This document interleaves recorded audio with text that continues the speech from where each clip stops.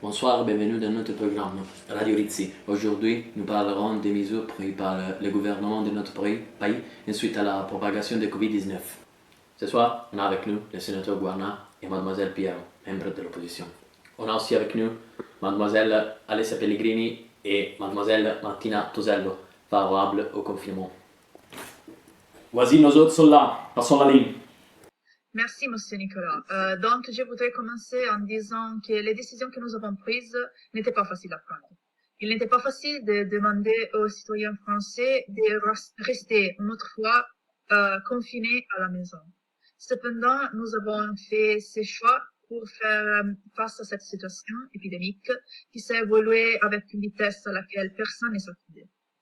Donc, cette décision n'était pas facile à prendre, mais elle était nécessaire. Ces décisions étaient-elles vraiment nécessaires? Les virologistes même, que vous avez laissés seuls, disent que la situation est meilleure qu'au mois de mars. Les gens sont déjà préoccupés pour leurs activités et pour les conséquences psychologiques de notre confinement.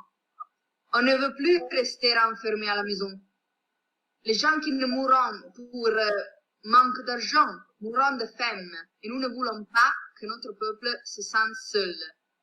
Fermer des activités comme les cinémas ou les restaurants, les gyms, qui ont tout dépensé pour se conformer aux normes de sécurité sanitaire. Serait une absurdité. Lieu sûr et contrôlé. Pourquoi nuire à eux et à l'économie du pays?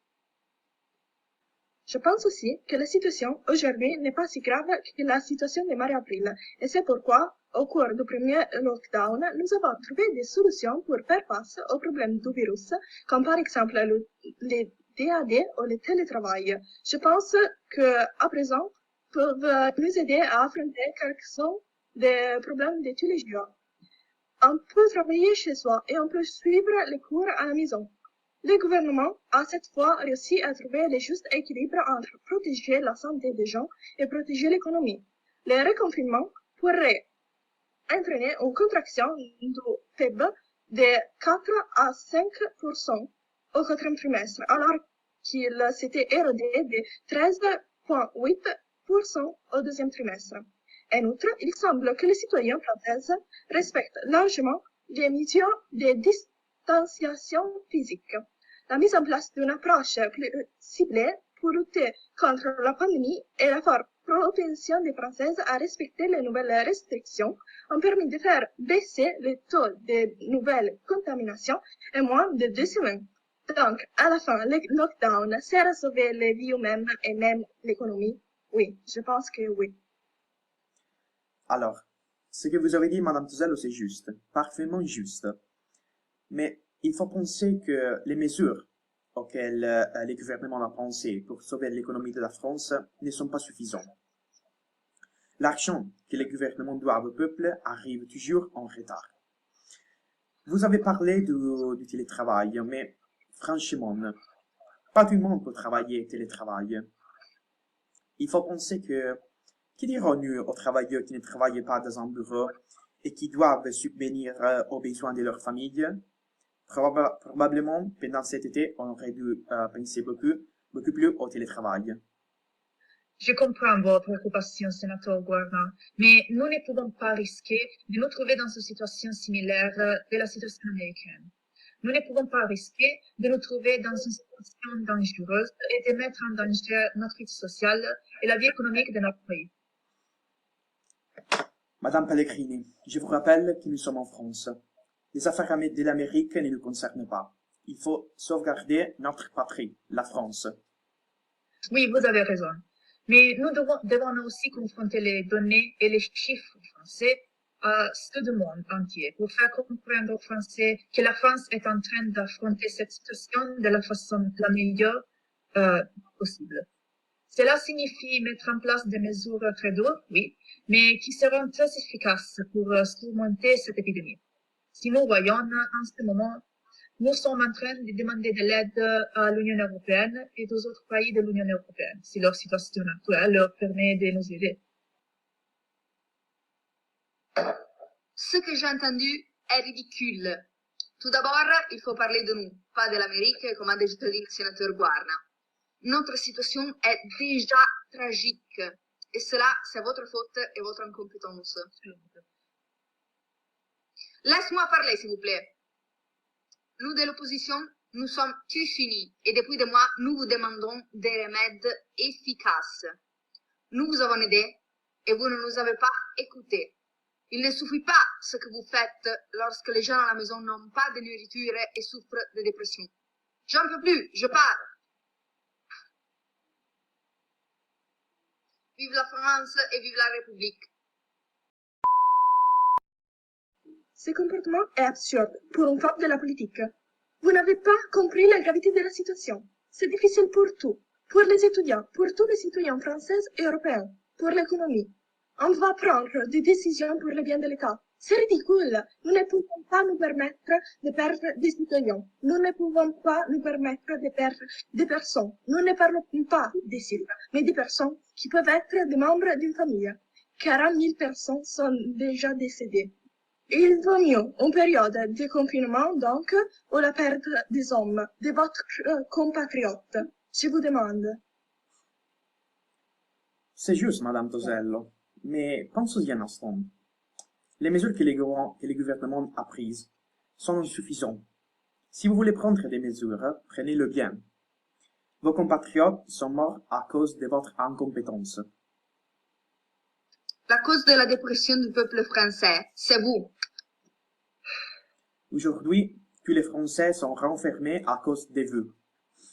Il y a des parents sans argent et des gens sans espoir. Vous avez ruiné la France. C'est absurde, c'est la folie. Je m'en vais. Il est facile de parler quand vous ne faites rien. Excusez-moi, nous avons des différences. On passe la parole à une jeune femme qui veut parler de sa situation.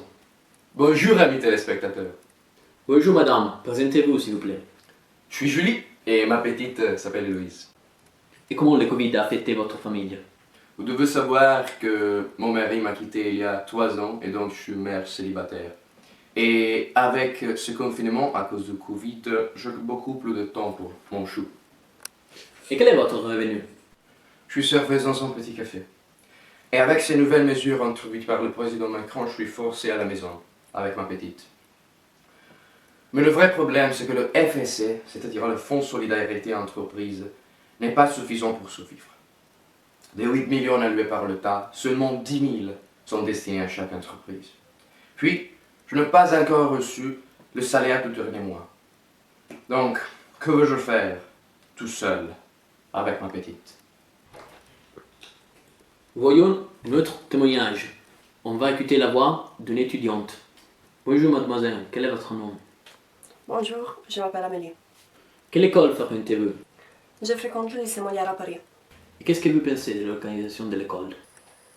Il est très difficile de suivre le cours à distance, par exemple pour le problème de connexion, mais aussi la charge de travail. Ils nous donnent 3 fois plus de devoirs qu'à l'école, comme si être à la maison était une excuse. Nous voulons retourner à l'école. L'apprentissage à distance est vraiment très difficile. Et toute la situation autour n'aide pas. Simplement n'aide pas. Et ils disent toujours que les jeunes sont l'avenir, mais ils ne nous écoutent jamais. Merci mademoiselle, c'est tout pour l'école. On va écouter un autre témoignage. Bonjour monsieur, est-ce que je peux savoir votre nom et votre profession s'il vous plaît? Bonjour, je suis Alessandro Magnarosa et je suis le chef et propriétaire du restaurant Chez Torta ici à Paris. Quelle est votre opinion sur le confinement? Naturellement, je suis contre les confinements parce que mon activité a été fermée et je suis en train de perdre beaucoup d'argent et beaucoup de clients pour les décisions de Macron et cela me préoccupe beaucoup. Est-ce que vous avez pris des mesures de sécurité? Oui, j'avais pris des mesures de sécurité avant le confinement. Par exemple, j'avais acheté du plexiglas et j'ai aussi réorganisé mon restaurant pour assurer la distanciation sociale. Mais tout cela était en perte de temps et d'argent.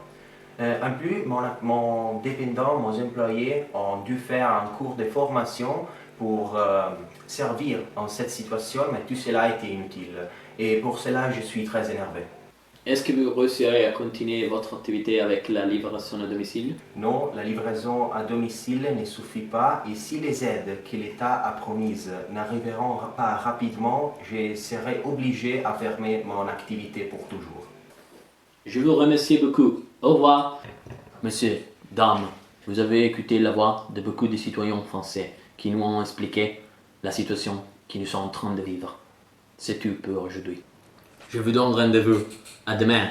Nous parlerons de l'élection américaine. Au revoir et bonne nuit. What follows is a brief construction montage. Vai, partire. Silenzio sul set, non stiracchiarsi. Ho sbagliato. Ho sbagliato. No. Hai detto il mio tre? Era molto intenso. Però... Ci siamo. Partire G. Non mi ricordo. Frase, mi guardi così. No, mi sono dimenticata. Yes. Il è estremamente difficile. Piange. No, aspetta, non avevo ancora iniziato a registrare.